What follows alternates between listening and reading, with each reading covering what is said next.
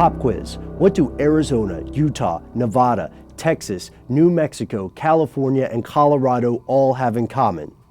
Well, a lot of things on the surface, right? They're all states. They all probably have animals in them. But we're looking at something different, right?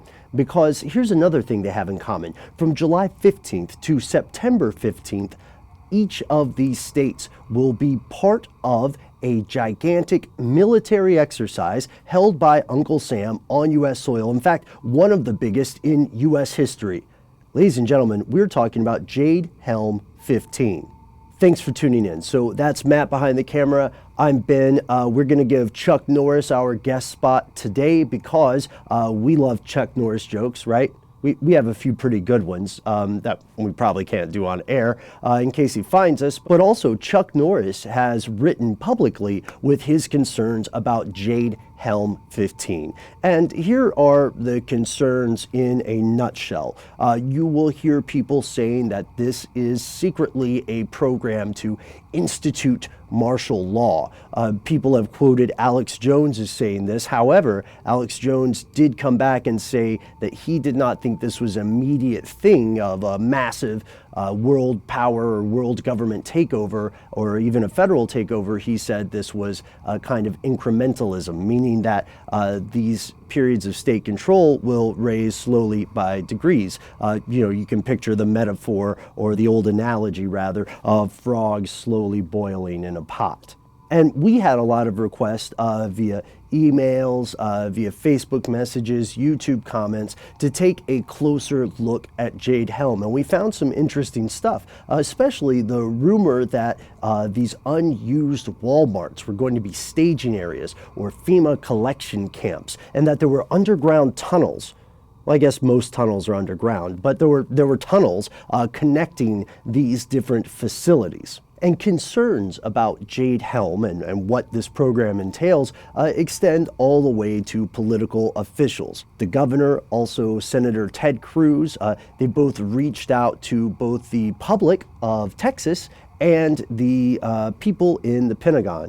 Or I guess the public of the Pentagon, whatever. The point is, they said that they had been assured that this was not some encroachment upon the sovereignty or the citizenship or the constitutional rights of the average citizen there in Texas. However, there is this overwhelming concern and anxiety that things might not be exactly as they seem. And in a way, this is true. Now, is Jade Helm itself some sort of insidious attempt to take over parts of the U.S. piece by piece by piece? Probably not, because we've heard about it. It was on The Daily Show. It's kind of like a Ouija board, you know what I mean? Like, if there is a way to contact the dead, is it a mass-produced game made by Parker Brothers? However, there are disturbing things. We should say that out of those 7 states we just named, only 5 are going to be part of these active military operations, having soldiers and special forces assets on the ground. And according to official accounts, what they are doing is training for future overseas operations, because the terrain in these 5 states represents a lot of what military operatives find when they are fighting or involved in operations overseas.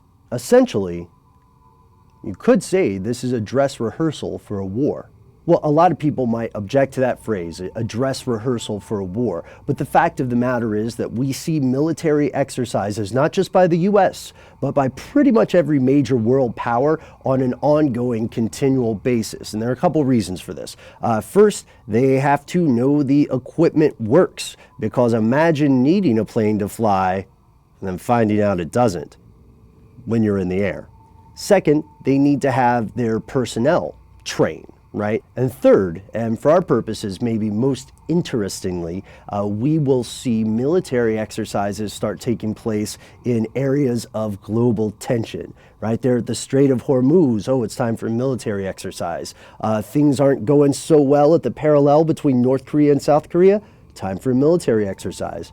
Russia, and insert name of Western European country here, time for a military exercise. And we've used that iceberg comparison before. When you see most of the commonplace reports of this sort of stuff, you see the tip of the iceberg and not the big explanation under the water, beneath the surface, about why this stuff is occurring. Now, what really has people wary of Jade Helm 15 is that it is so large. There have been so many other domestic military exercises or espionage activities. You know, how do we role play and catch a spy, for instance? However, this is one of the first and only, as far as we know, publicly acknowledged thing to have this many people in this many places doing this many things. And we looked at some of the official sources, even PowerPoints, which you can find online, and they say things like, Jade Helm is a challenging 8-week joint military and interagency unconventional warfare exercise conducted throughout Texas, New Mexico,